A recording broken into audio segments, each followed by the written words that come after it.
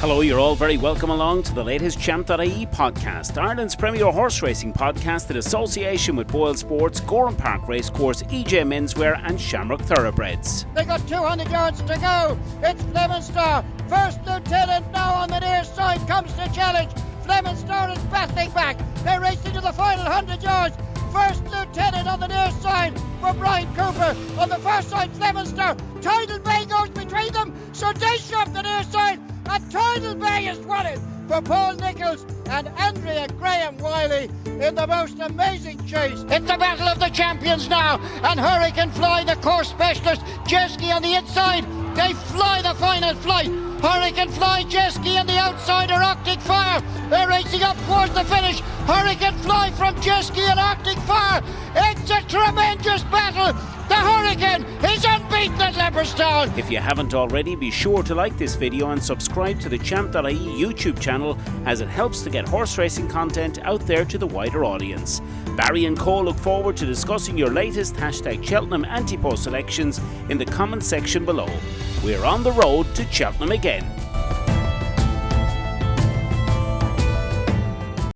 Yes, so hello and welcome back to the Road to Cheltenham Challenge, episode number 10 of the series as we build up to the Cheltenham Festival in association with Gowran Park Racecourse, Boylesports, our betting partner, EJ Menswear, and of course Shamrock Thoroughbreds. This time, the turn of one of the great characters of the Irish racing scene, Brendan Duke, trainer on the Curragh. Brendan, brilliant to have you on the show and great to link up once again.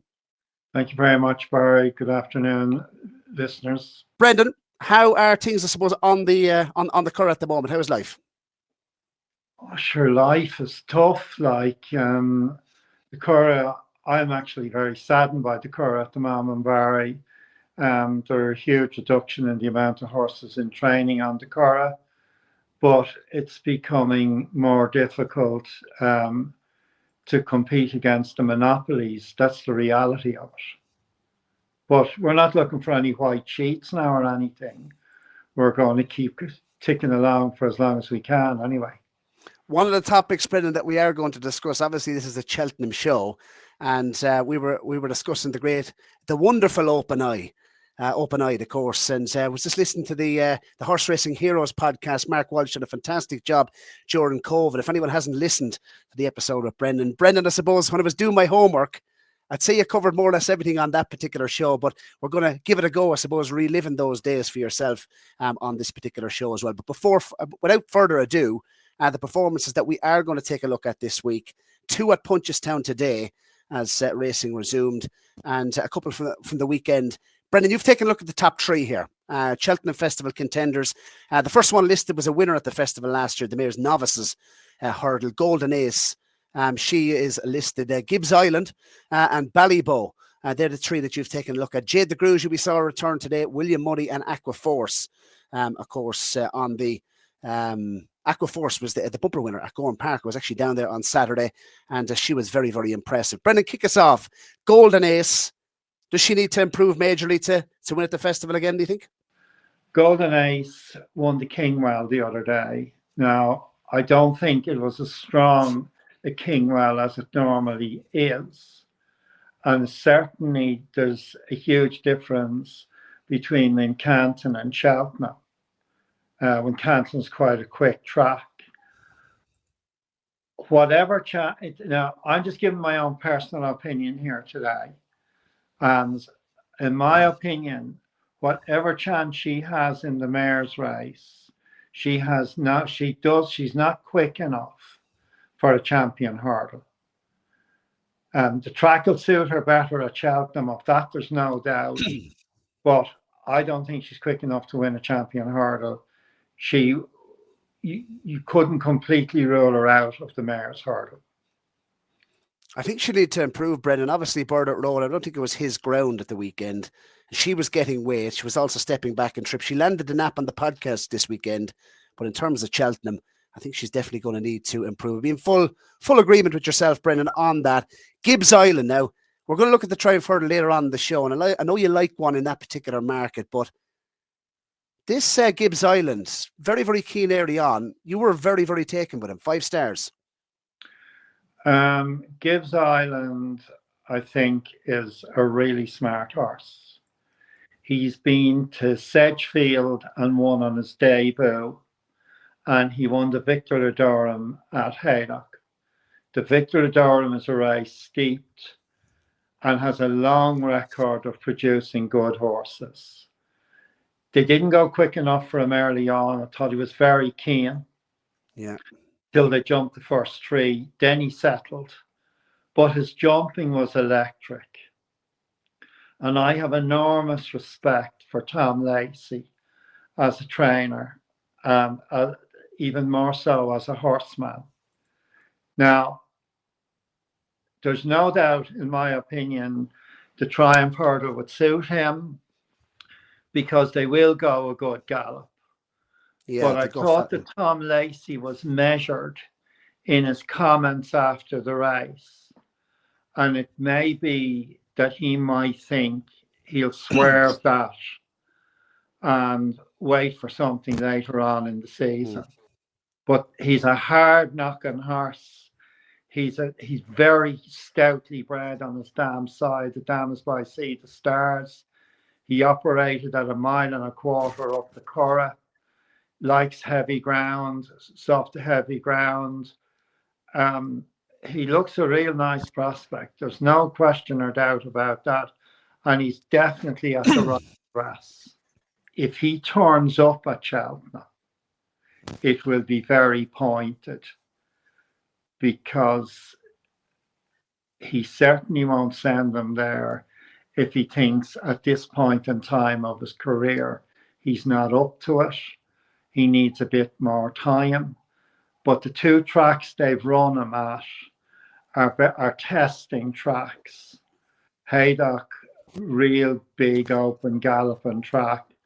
Yeah. I was very impressed with his jump, and despite the fact that he was a bit free early on because they weren't going quick enough for him, his jumping was brilliant. Brilliant. But I wouldn't expect anything else from Tom Lacey, to be honest with you. The Nick Luck podcast this week, Patrick Veitch, who is one of the most respected, punters and figures in that sphere, obviously has a lot to do. I think it's his racing syndicate, but yeah, it's going to be interesting to see. The UK team, Brendan, we'll discuss the Triumph later on in the show, but I suppose the UK juveniles definitely look a real good bunch this season. Ballyboe obviously won down in County Tipperary in the week, and this is a hardy book, Brendan. Look, Ballyboe, there's no doubt about it. He is a very hardy horse.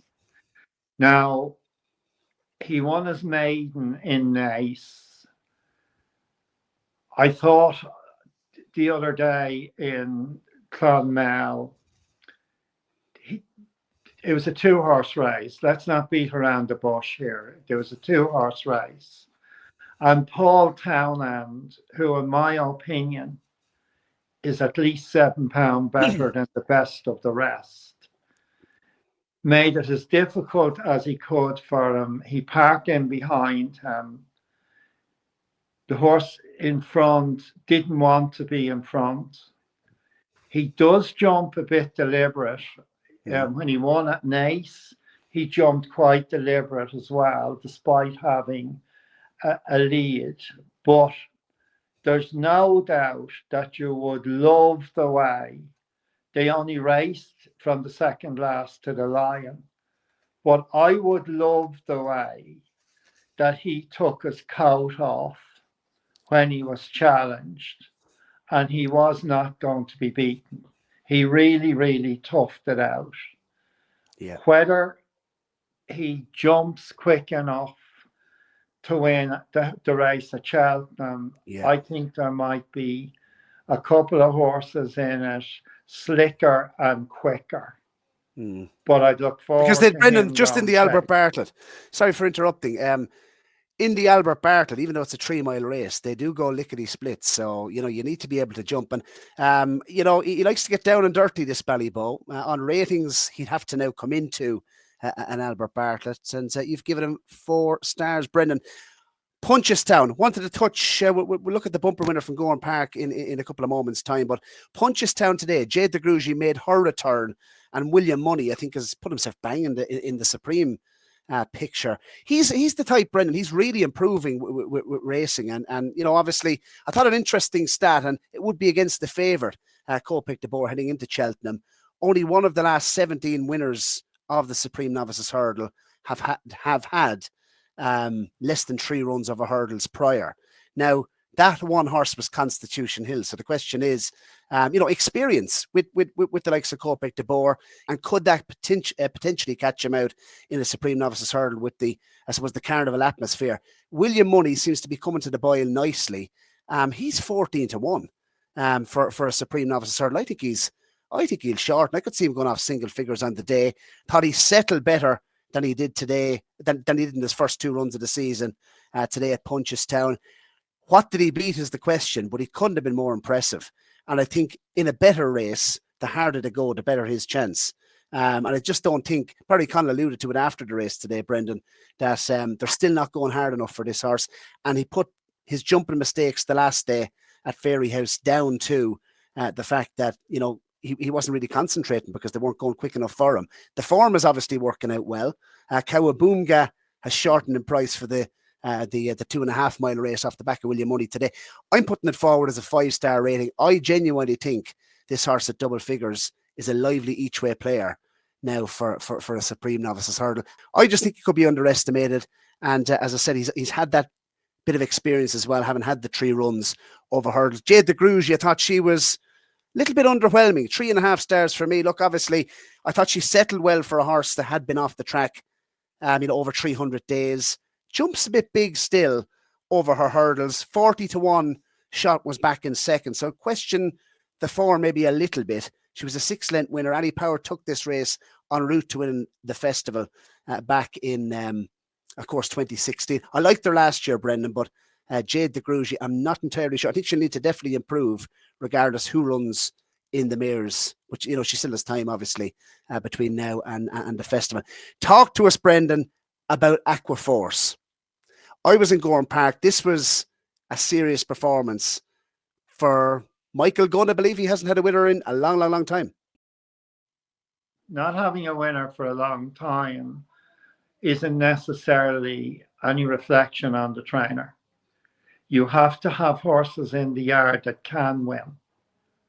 And if you fed them gold dust and slept with them, there's horses out there that can't win.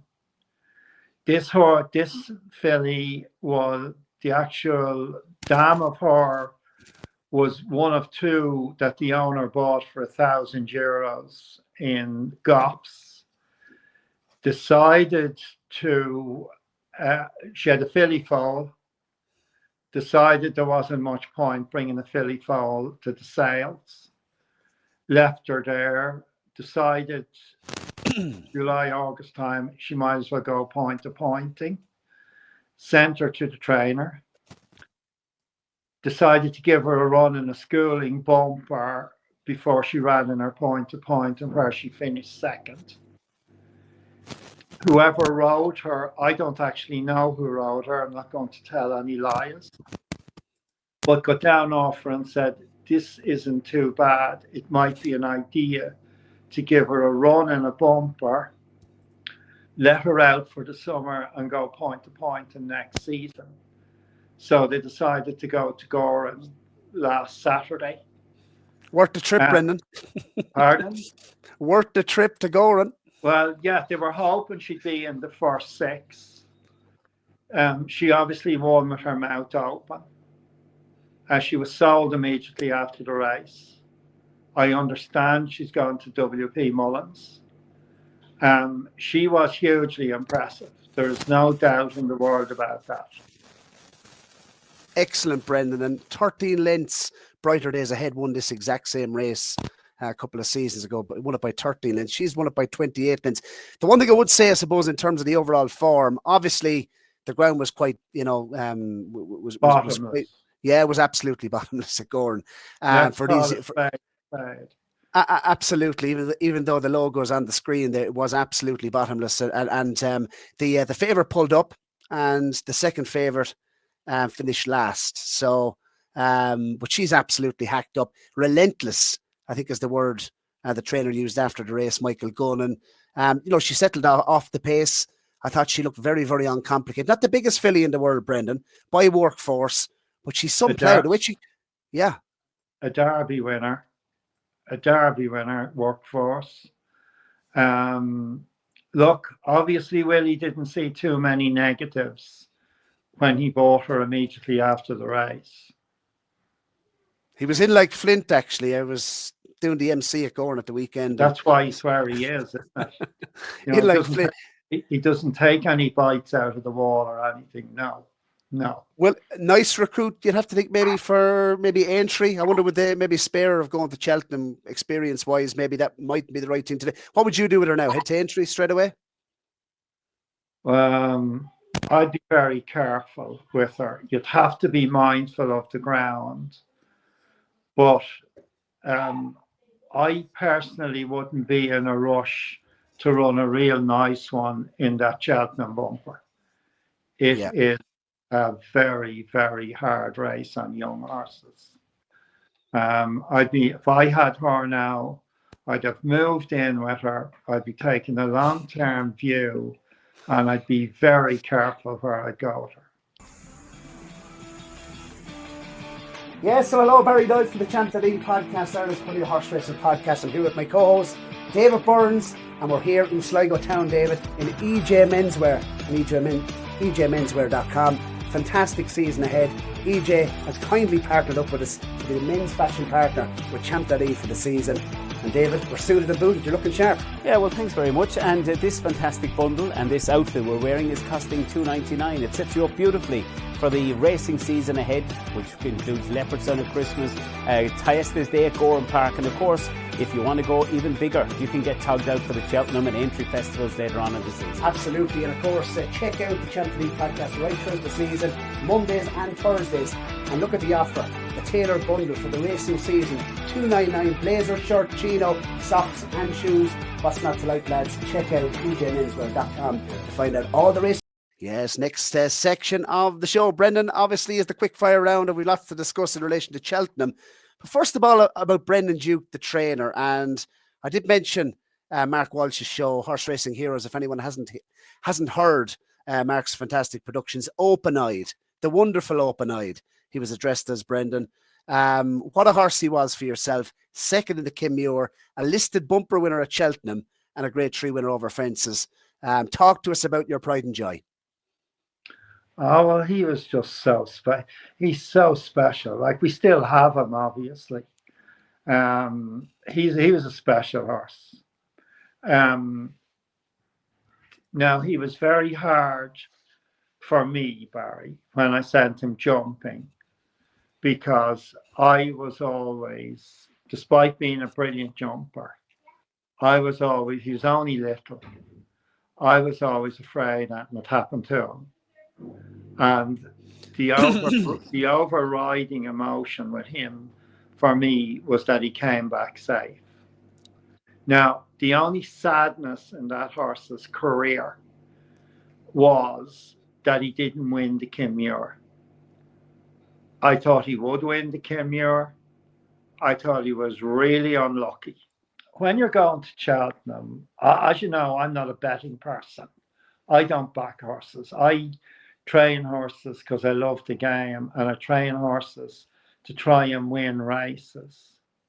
But I am very affected by certain meetings, the like at Cheltenham, where when you walk into Cheltenham, you are walking in the steps of giants. That's what you are doing.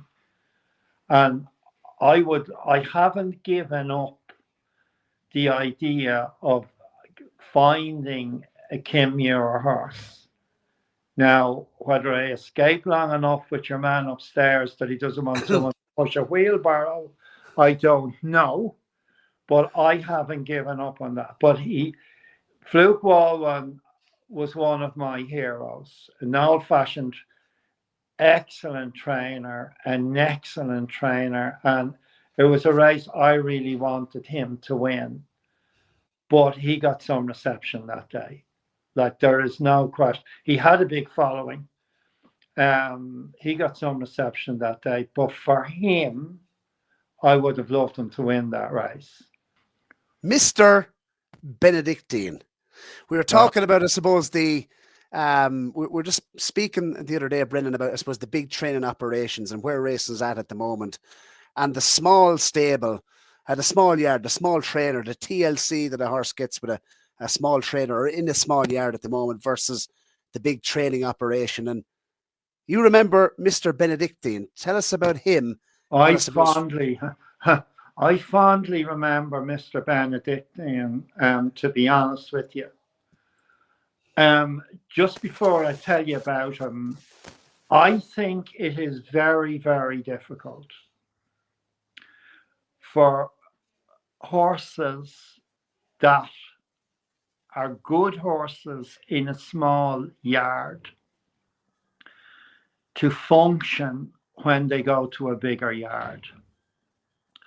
And I personally don't think it's any accident, and I've never asked the man in my life, I don't think it's any accident that when a small trainer produces a good horse and JP decides they want to buy him, and they do buy him, I think it's not a coincidence that he leaves that horse with the trainer.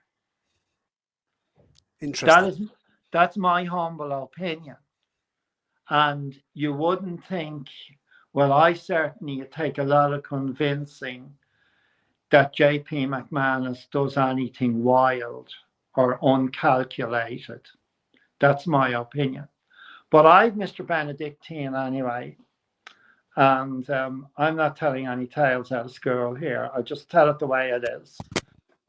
Richard Hannon had an incident in the recent past. I was in Lambourne. I was going really, really bad. Prize money in England. You could not make a living out of it if you never went to bed, drove the box yourself, and worked 7 days a week. When you were depending on share of prize money and training fees to earn a living, it couldn't be done. But I claimed Mr. Benedictine out of a cellar. Willie Muir trained him. I used to see the horse every morning in Lambourne going up the gallop, and I liked him. He was by Mr. Bailey's, who won the Guineas. And I really, really liked the horse. Anyway, Willie wanted out. He was in a claimer in Bath. I said, is it okay if I claim this horse? Willie, he said, Brendan, if you claim that horse, he said, I'll bring him home from the races for you. Well, I said, I won't be going to Bath. I said, that'll be a brilliant help. He says, what do you want him for? I said, I want him to go jumping, Willie. Brendan, he said, he wouldn't get 2 mile in a horse box. Well, I said, look, I'm going to claim him if that's okay. Certainly, he said. So I claimed the horse, brought the horse home, and the horse was an excellent hurdler. He was a 124 horse all day long. My horses, and it's very difficult for the small trainer here because small trainers usually have small owners, and the owners want as much prize money as they can get every day. There's no such thing as a horse not going out and running over his proper distance or not doing the very best he can. So it gets to a point where a horse reaches his ceiling and he cannot win. Anthony McCoy rode him, Noel Feely rode him, Darrell Jacob rode him, David Cross rode him. The best rode him. He'd be second, third, fourth, whatever, but he couldn't win. And I got on really well with Phil Smith, the handicapper, really well, really good person, Phil. And he said, Brennan, what am I supposed to do? He said, what am I supposed to do? He said, I've put the winner up 5. I've put the third up 2. I've left you where you are. But I said, he can't win. It doesn't matter. He could win off 1, 2, 4, but he couldn't win off 1, 2, 5. Is that what you told me? That's what I'm telling you, right? Anyway, I was coming back to Ireland and I rang the owner, who was Irish based. And I said, look, I'm coming back to Ireland. We both know that neither of us are going very well. I said, I'd really like to keep the horse. I said, I'll tell you what, I trained the horse for a half share in the horse. Brendan, he says, that's fine. He said, do you mind if I send him to my cousins in Wicklow for a couple of weeks while you're getting set up? No, I said, that's not a problem. It won't do him a bit of harm. So I was back on the Curragh anyway, a couple of months. There was no sign of the horse. And I was over on the Curragh one morning between the two gallops, and I'm waiting for my horses to come up. And here I see my horse coming up. And when I came up to the top of the gallop after my horses, Paul Nolan walked over to me. And I really like Paul. Paul's an honest to God man. He said, I have got one of yours. I said, yes, Paul, I see that. He says, is there something I should know? Well, I said, Paul, none of us would ever know enough.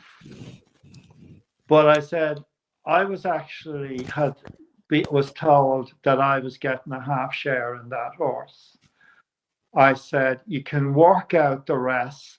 I don't have a biro in the car. But I said, I wish you the best of luck with the horse, but you be very, very careful. And everyone knows Paul Nolan is a brilliant trainer. But the horse went from a mark in the 120s, didn't operate, one run worse than the other. And he ended up disappearing. There was no sign of him, but he dropped down to about 86. And I went to the Galway races, and I still to this day walk into the ring and I look at the horses just for my own satisfaction. See, could I do something a bit better in the horse catcher? I just like to look at the horses. And I wasn't in the ring till Paul Nolan walked over and put his hand out. He said, I owe you so much thanks. But he said, I wasn't bright enough to listen. He said, Brendan, he said, you are an honourable person. He said, that hasn't been a good experience. I said, where's the horse? Oh, he said, he's at home, he's out. But he said, I'm not keeping him for the winter. Well, I said, I'll tell you what now, Paul. I said, is he sound? He's 100% sound, he said, Brendan. I said, I'll give you €1,000 from Paul. Would you? He said. I said, I would. Well, he said, I'm going to have to see, am I allowed to take it? I'd have to do something to make contact with the owner. It's difficult to get. I said, touche. And he said, I'll win here. And I don't back horses. But when I was walking by the board, I saw his horse was 8-1 and I had a tenner on it. That was it for maybe a month. And I was sitting here one evening, coming on for October. And he rang me up. Brendan, he said, Mr. Benedictine. I said, yeah. He said, are you still giving me that €1,000 for him? I said, yes, Paul. I said, I'm giving you the €1,000 for him. And he said, can I have him dropped up to you tomorrow? I said, you can. And I said, I will have €1,000 for you in an envelope. I hope he's lucky for you, Brendan. I said, that's fine, Paul. Don't worry, he'll be fine. And I put the phone down from Paul and I rang my brother, Joseph, who's a builder. And most builders are the same, even though he's my brother. I said, I need you to listen to me very clearly here. I said, I need €1,000 down here in the morning. I said, you've bought a horse. He said, what horse? I said, Mr. Benedictine.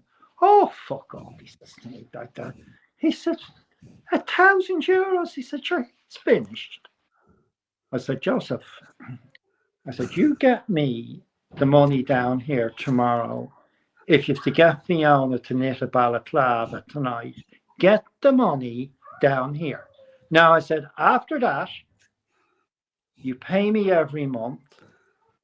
Do not ring me and ask me how he is or what he's doing. I said, barring he makes his will, you will hear nothing from me till 3 weeks before he's going to run.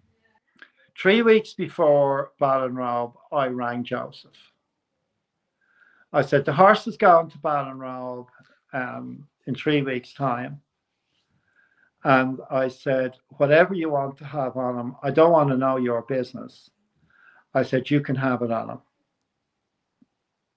Are you serious? He says. I said, I was never been as serious in my life.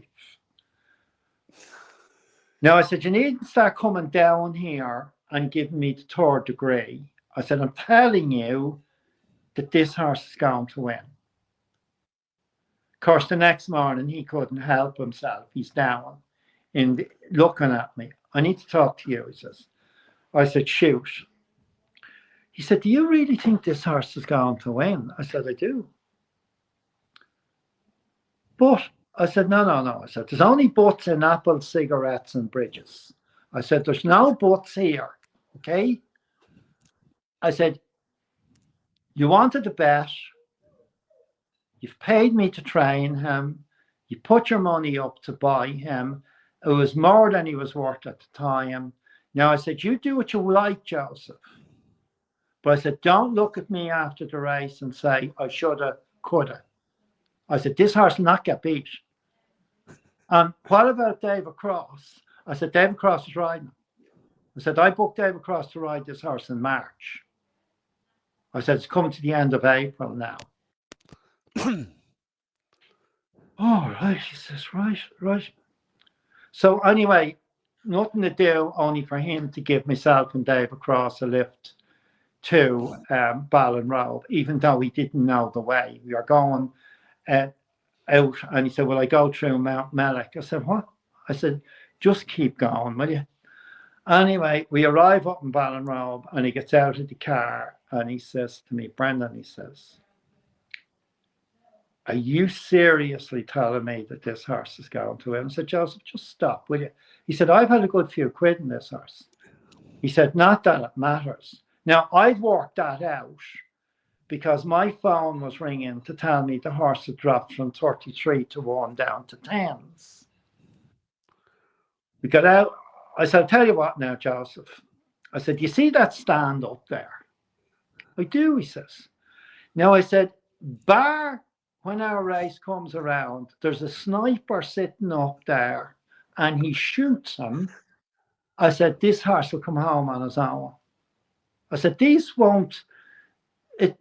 poor unfortunate horses. I said, this is a 124 horse all day long running off 86. I said, this is a mismatch. And he's as good as he ever was. So anyway, of course, he absolutely romped him. David Cross said it was the easiest winner he ever rode. And we went to Kilbeggan with him twice afterwards. He won 3 in the bounce.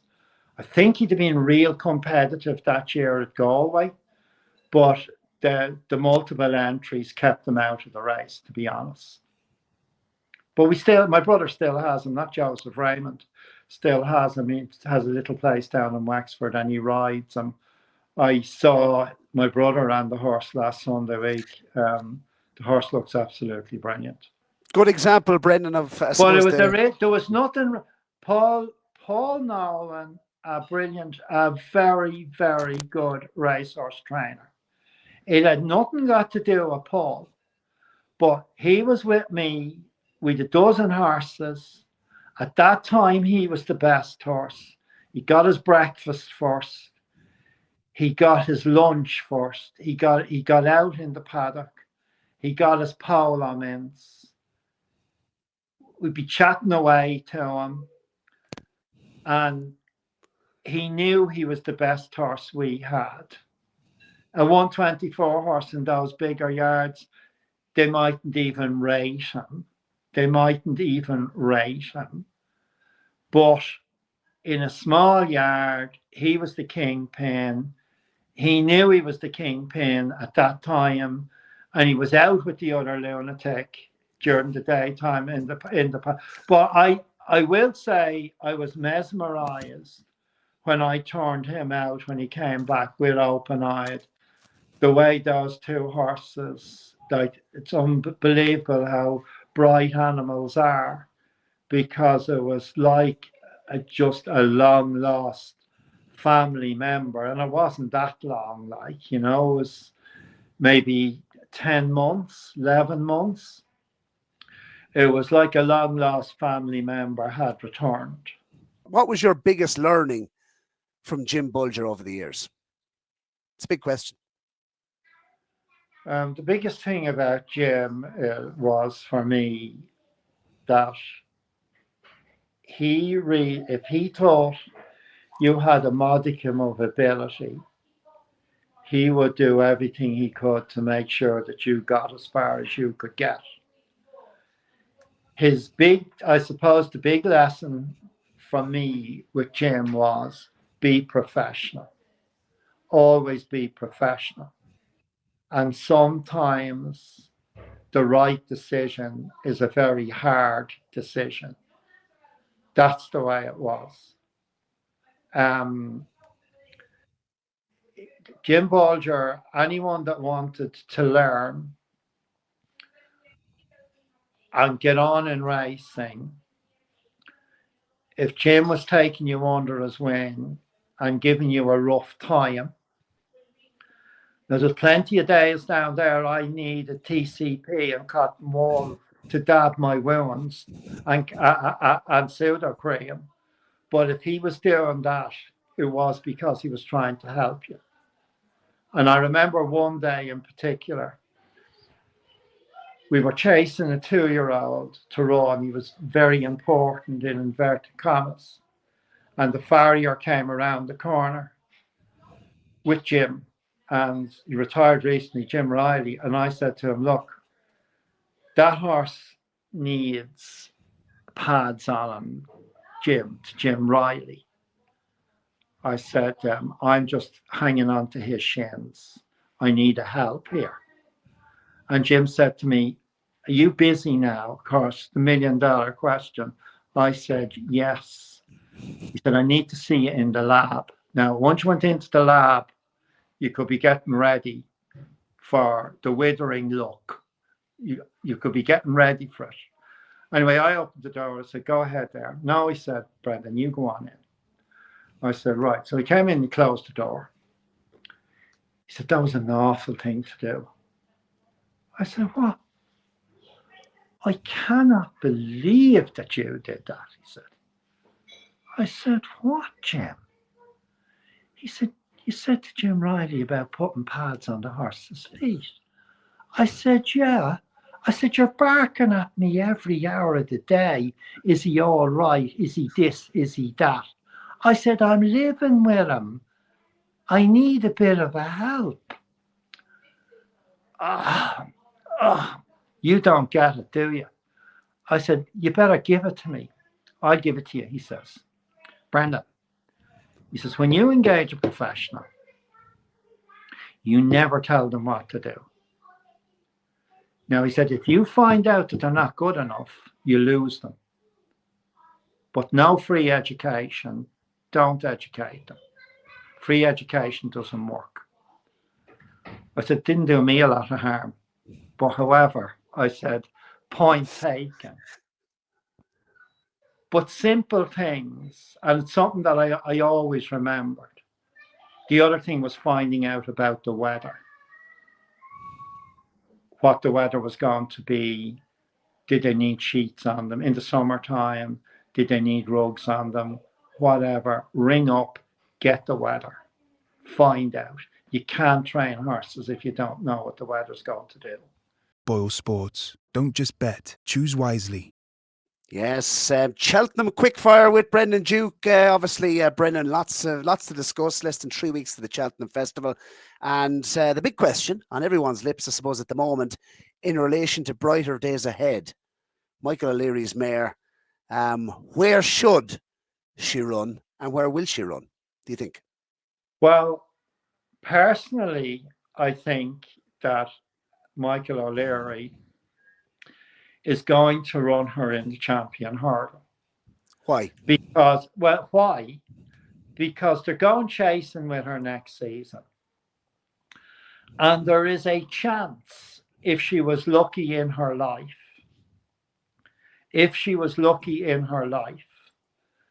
that she could go on to emulate Dawn Run and win a Gold Cup. And I think the temptation of that will swing the day. And you have to think on what we've seen. And Group 1 for Grade 1 form, Group 1 form stands up all the time. If it doesn't, there's no point in having a form book. It would be very difficult for any horse to give her weight. So I think that there's nothing whatever to lose by having a crack at the champion hurdle. Fully in agreement, Brendan. And would you have her at this moment in time above Lossiemouth in your mind? Oh, 100%. Because I'll tell you why, in my opinion, Lossiemouth wants a trip. I think she wants 2.5 miles.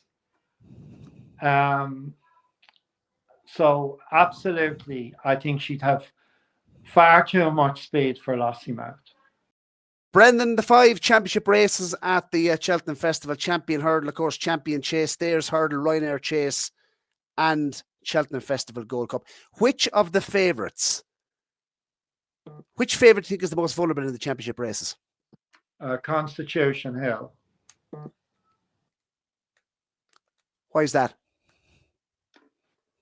I just feel that he's going to have a very different experience to what he's been having. And I wouldn't be absolutely convinced that he's as good as he was. That's being honest with you. Do you think there's a possibility that when the when the taps are turned on, that the red light might start flashing on the dashboard? I think there's every possibility of that. For me, he's vulnerable. And brighter days ahead, it sounds like she's the mare you'd like to take him on with. Yeah, I would. Like, I'm a huge fan. I'm a huge fan of Staked Man. But the bottom line is that she absolutely annihilated him. That's the bottom line. And he's franked the form since. I think she has, well, she doesn't have to, because Michael O'Leary can do exactly what he wants to do. But I do think that she has a realistic chance of winning the champion hurdle. Brendan, at the Cheltenham Festival 2025, less than 3 weeks away, of course, what's the young horse? What's the one young horse that you're most excited to see at Cheltenham, and why? Well, Copac de Bard. I think he is the absolute real deal. I do think that with luck in running, he's just too good at the moment. And I'm looking forward to him running. Would you be worried about how keen he was in the early part of the race? I wouldn't be a bit worried. I'd be worried if I had won trying to keep up with him. Then I would be worried. I think he is the real deal. And I heard you earlier. I'd say now, Barry, with due respects to those horses, that you'd need to be making a trip to Medjugorje if that horse pitches up, because I don't think that you can never say, but for me he's a bit like Banner Rambler and Golden Signet. Ted referred to him as. I think he's just too good. That's what I think. From Dundalk to Longchamp, from the Galway races to the Breeders' Cup, Shamrock Thoroughbreds have taken owners all over the world. Tiger Bell in front, holds them.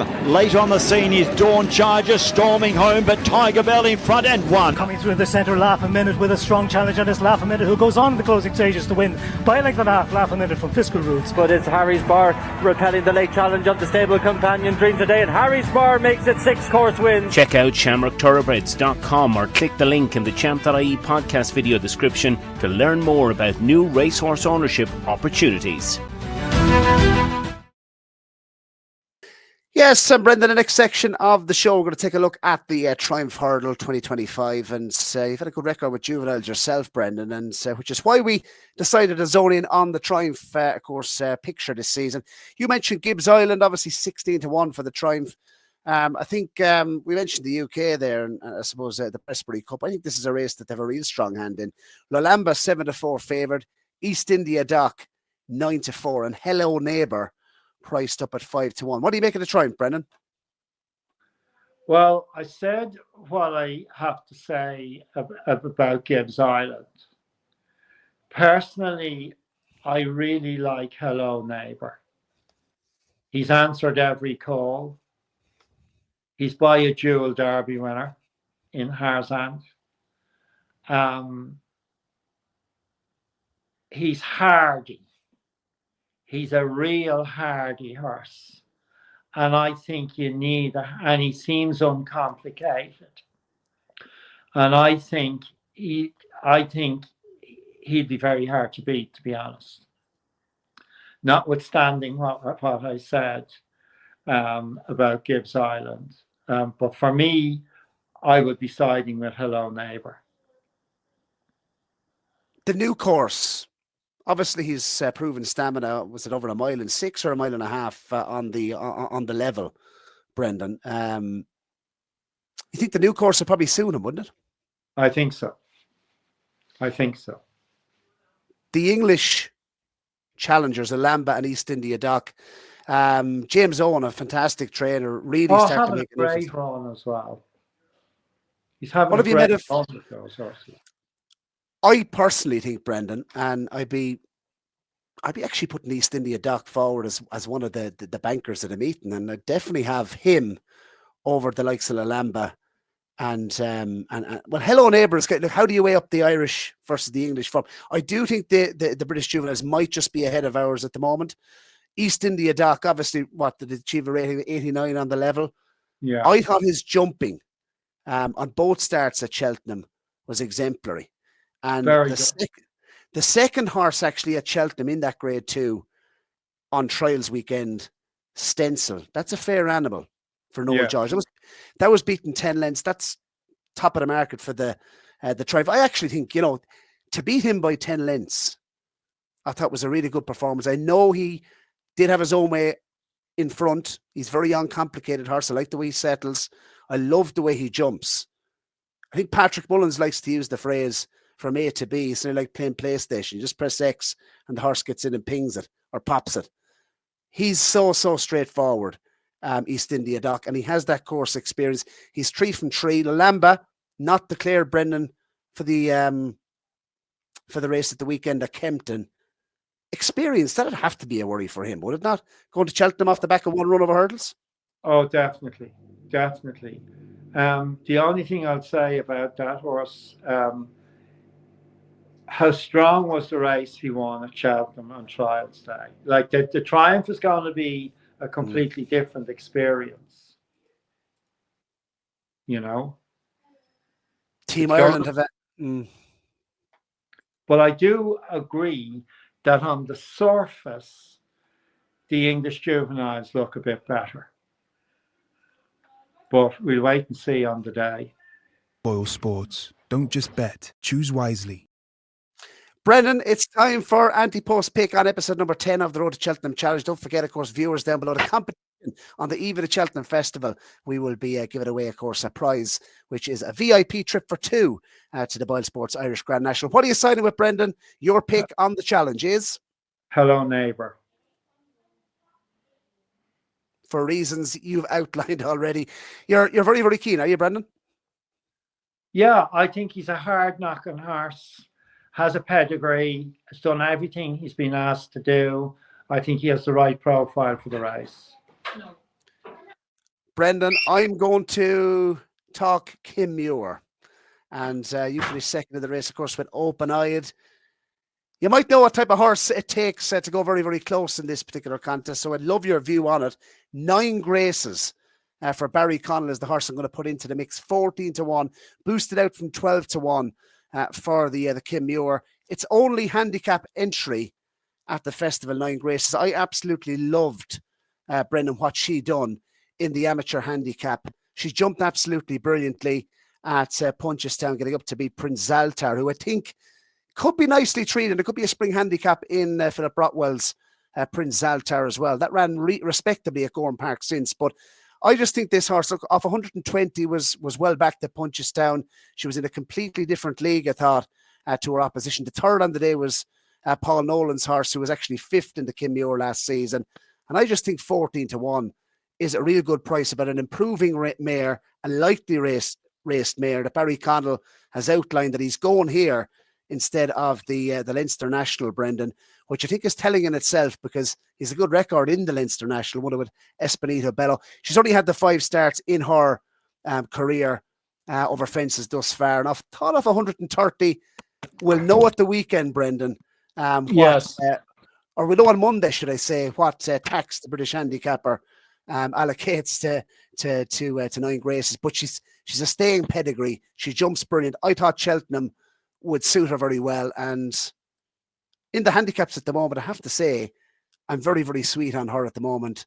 I think she'll be nicely weighted on the day, regardless what the handicapper gives her, the British handicapper, what tax he gives her. And 14-1, I thought she looked a big price. What do you think?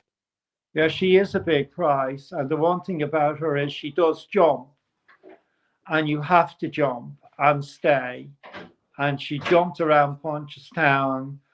Barry is a shrewd operator. His horses are obviously coming into form at the right time. I wouldn't put anyone off her.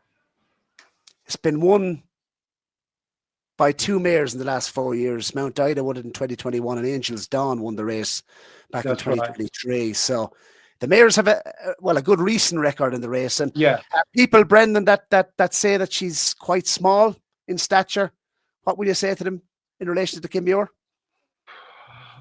Sure, my fellow was really small. I don't think she's that small either.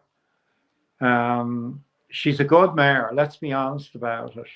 And she's going there with... Now, there'll be horses in that, Barry, that will be hidden and will have been left out for it. Let's not make any mistake about that. But from what we've seen, she has as good a chance as anything. Yeah, well, I think, look, she was racing off 120. That was 10 pounds below her hurdles mark at Punchestown last time. Obviously, it'll be a step up in class. Second season, novices that tend to have a good record. And I think Team Ireland have won the last 6 renewals, if I'm correct. So I think she's a big chance. And at 14-1, I'm happy to play on that, Brendan. Brendan's pick is a Hello Neighbour. Head over to the Boylesports website, to the Champ.ie price boost. Of course, segment on the Boylesports website to avail of both price boosts. And Brendan, look, it's been an absolute pleasure having you on the Champ.ie podcast, the Road to Cheltenham Challenge, episode number 10. Brendan, before we wrap up, it's been an absolutely tragic week for people in horse racing and the O'Sullivan family. And I think I echo everyone's thoughts at the moment. Michael O'Sullivan, what a legend he was, and may he rest in peace. Barry, Michael O'Sullivan was an absolute credit to his parents. But anyone that knows the O'Sullivans was there with them this week, sharing the heartbreak with them that we're all feeling. that we're all feeling. They are absolutely amazing people, and amazing credit to their community and to their country, the dignity. I was so moved there this week, but the amount of people that were there on Tuesday, I've never seen anything like it. But they're a wonderful family. It's a dreadful tragedy. We're all diminished by Michael's passing. Those of us that have children, things like this really affect me that have younger children. And I have a daughter who is pony mad and just says, tack it up, and I'll get up on it, and wants to be going up the old Vic. It resonates with you.